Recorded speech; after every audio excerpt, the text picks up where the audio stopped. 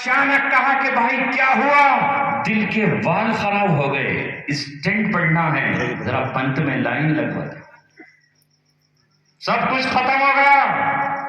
وہ جب چاہے گردوں کو خراب کر دے اور پھر ڈائلسس کے لیے چکر لگانے پڑ جائیں۔ ہاں، اللہ تبارک و تعالیٰ نہ پکڑے تو نہ پکڑے، کسی کو 100 سال تک نہ پکڑے اور کسی کو 5 سال تک نہ پکڑے، اور اگر کسی کو پکڑ کرنے پر آئے تو اسی لمحہ پکڑ لے۔ اس کے قہر سے، اس کے عذاب سے، اس کے غضب سے، اس کی قوت سے ہمیں ڈرنا چاہیے اور گھبرانا چاہیے۔ اللہ تعالیٰ کا جب ہم گناہ کر رہے ہیں تو وہ گناہ کہیں ایسا نہ ہو کہ ہمارے دامن پر لپٹ کر کے ہماری تباہی و بربادی کا ذریعہ ہو جائے۔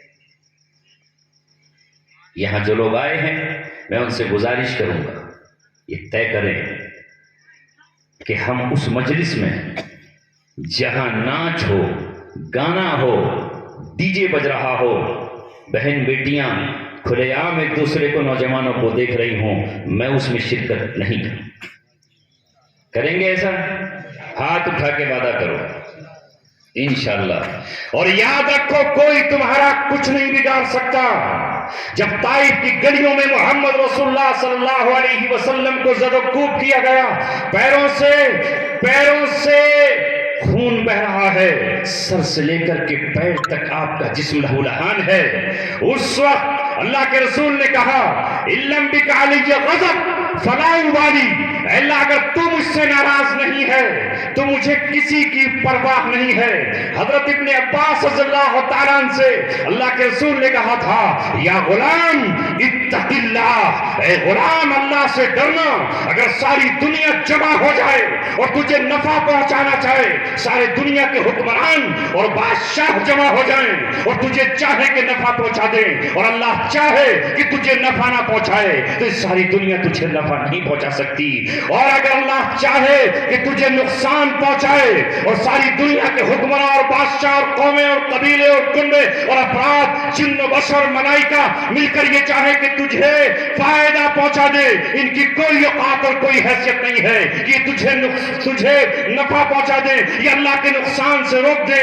یہ ایمان بناؤ تو ملت ابراہیمی پر ہو۔ جب ان کو نمرود جیسا بادشاہ آگ میں ڈال رہا ہے تو وہاں سب کے سب مسکرا رہے ہیں، نمرود ہنس رہا ہے، اس کا جنریل مسکرا رہا ہے، اس کی فوج تختے لگا رہی ہے، اور یہ کہہ رہے ہیں کہ آج ہم ابراہیم کا جلتا ہوا تماشا دیکھیں گے، کوئلہ بنتا ہوا اس کا جسم اور بدن دیکھیں گے، آج اس کو ہم آگ میں بھونتا ہوا دیکھیں گے، اسے فریادیں کرتا ہوا دیکھیں گے، اسے منتیں اور سماجتیں کرتا ہوا دیکھیں گے۔ مگر انہیں نہیں معلوم تھا یہ عقل کو بیچ چکا ہے، عقل کے ذریعے یہ عشق کو خرید چکا ہے۔ علامہ اقبال نے کہا بے خطر کود پڑا آتش نمرود میں عشق، عقل تھی محو تماشائے لبے بام ابھی۔ تھا ایمان؟ وہ آگ بگاڑ سکی کچھ؟ ڈائریکٹ اللہ تعالیٰ کا حکم آیا قلنا یا نار کونی بردا و سلاما علی ابراہیم، اے آگ کئی دنوں کی تھکن کے بعد، تان و تشنی سہنے کے بعد، حوالات میں بند ہونے کے بعد، بیڑیوں کی بوجھ جھیلنے کے بعد، ہتھکڑیوں کی کشکشک جھیلنے کے بعد، ابراہیم آج تیرے پاس آ رہا ہے۔ میرا ابراہیم برسوں اپنی قوم سے مقابلہ کرتا رہا ہے، باپ سے ٹکراتا رہا ہے، قوم کو دعوت دیتا رہا ہے، میرا پیغام سناتا رہا ہے۔ اے آگ میں ساری دنیا کو اور قیامت تک لوگوں کو بتانا چاہتا ہوں یہ آگ میرے حکم سے جلاتی ہے، میں اسے اگر یہ حکم دوں گا جلا تو یہ جلائے گی، اگر میں اسے حکم دوں گا کہ تجھے اسے جھولا جھولانا ہے اور گلشن بن کر گلستہ بن جانا ہے، باغ بہار بن جانا ہے تو یہ آگ بنے گی۔ ابراہیم علیہ السلام آگ میں جاتے ہیں اور آگ میں پہنچ کر ابراہیم علیہ السلام اس آگ میں باغیچے کا، گلستہ کا، پھولوں کا، بہاروں کا مزہ لیتے۔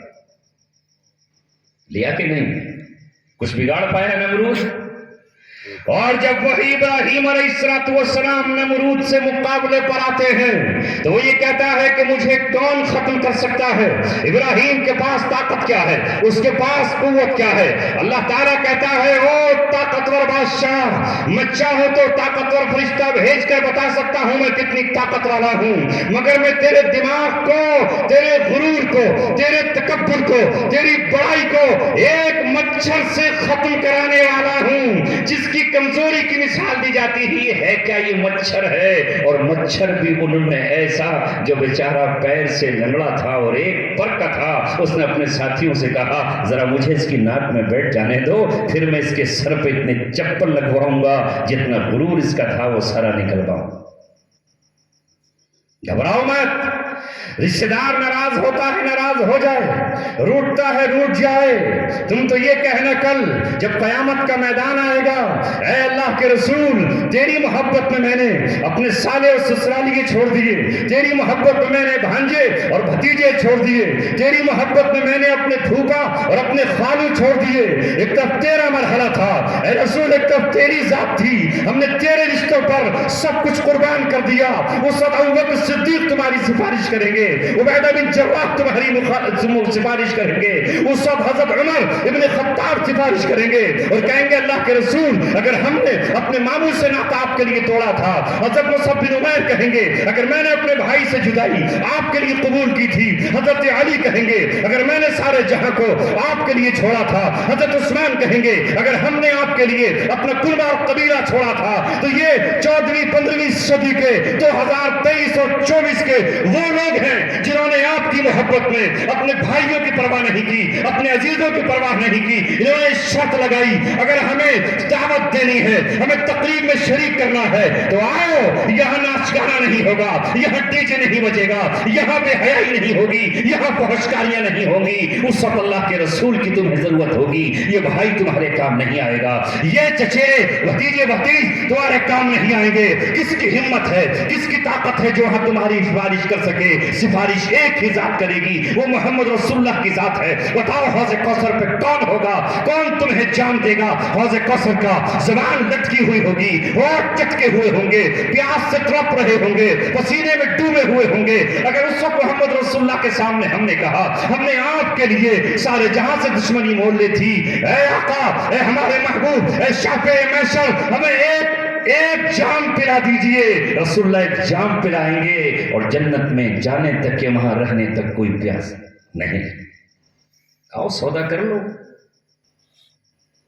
کل مکے اور مدینے والوں نے سودا کیا، اپنے باپوں سے روٹھ گئے، اپنی ماؤں کو چھوڑ دیا، اپنی بیٹیوں کو چھوڑا اور اپنی ہی قوم سے نبرد آزما رہے اور رسول اللہ پہ سب کچھ نچھاور کر دیا، تو قرآن نے بھی ان کو رضی اللہ عنہم ورضوا عنہ کا خطاب دیا۔